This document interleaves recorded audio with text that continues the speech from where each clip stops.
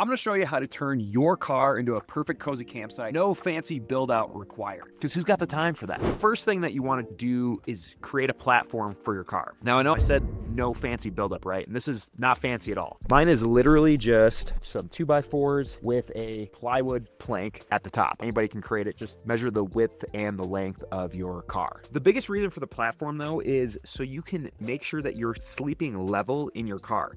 You could totally camp in your car without a platform. It really just makes it a lot more comfortable, and then it allows you to have storage underneath it. So speaking of storage, I took out the seats of my RAV4 out in the front, which makes me able to put snowboards in here, skis in here if I want to. But as of right now, what I'm using it for is gonna be just a Tupperware container of cookware, which is dirty. This is where I'm gonna put my pots, my pans, my bowls, my coffee. If I had it with drawers, I wouldn't be able to throw a snowboard or skis in here in the winter if that's what I wanted to haul. So in this case, I can just take this out if I want to, or I can leave it in and yeah, no build required. The other side here, I just have a chair that I obviously use to sit on. And then I have a awesome camp stove here, which is a Hike Crew camp stove. It is fantastic. And then I have a little table here as well. Now, I'm considering actually getting away from the table because something that I found works even better, especially when you have this platform, is to just have a little plywood plank. So there's a couple different ways to do this for a table. I have a bike rack, which again, highly recommend if you're gonna be doing mountain biking or stuff like that. But what this bike rack comes in handy for is to slide a little plywood plank like this, and it's almost perfectly level for a table. It's a little bit up on this side, but it's no big deal. So now I can put my camp stove on there, boom, and I can cook and do whatever I want. And the breakdown is super easy. All you're doing is just going boop,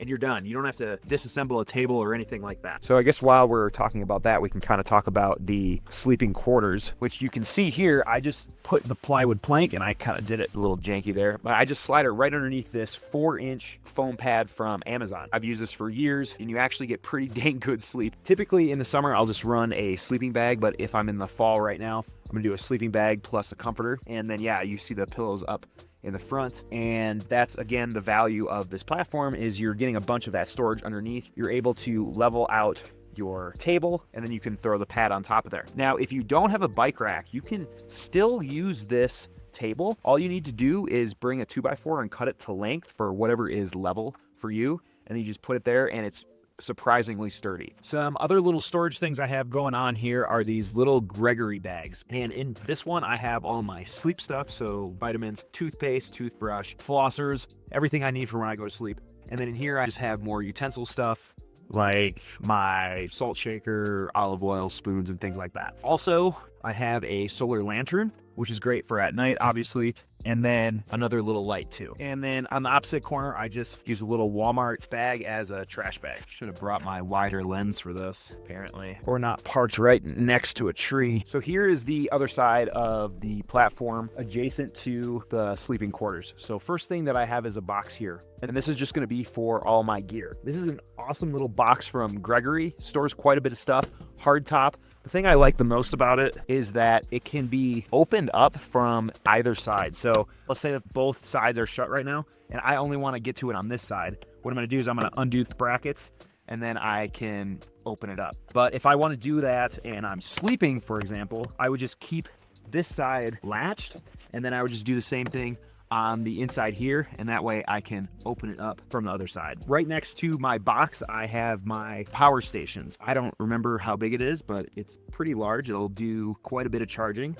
I have a phone cord here. I'll show you where my other cords are in a second, but I'll always plug my phone in at night, and it will just run all night charging. And why I do that is because I will do what's called these fan sounds on my phone, and so it sounds like there's a fan in here, and this thing will run all night, barely get down. The other thing that I have is going to be this water cube, and typically this fits great right about here, and so I can just fill up whatever it is that I want for water there. This is 2.5 gallons. I have a gallon of gas can. I have some fire extinguishers, things like that. And then what's really nice is I found these little seat things off of Amazon, and they're just these, I don't know, they're just like a place that you can store stuff, a bunch of pockets. And so in one pocket, I have some emergency stuff.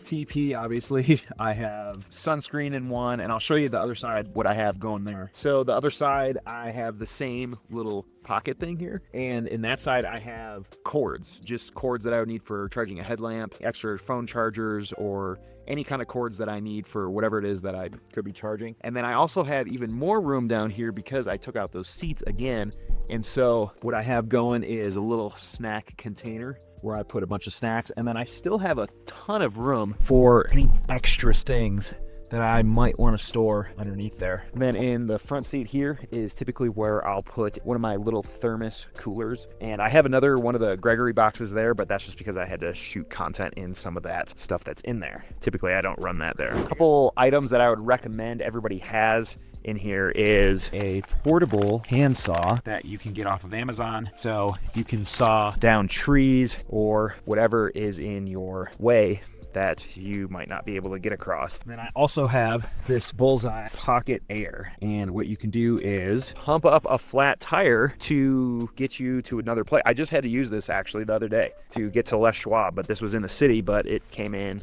clutch, especially when you're in the wilderness. If you just need to pump your tire up to get out somewhere to then put the donut on, or if you don't have a donut on, whatever. But really good to have. One of my best investments here is this Noco Boost Plus charger. If your car ever dies, battery, you can jump it by yourself. Had to do it before, totally works. If you guys learned something from this, please do me a big favor. 90% of the people that watch my videos aren't subscribed. If you could hit that subscribe, it helps me out a lot because it helps me continue to make some of these videos for you guys for free. So we'll talk to you later for the next one.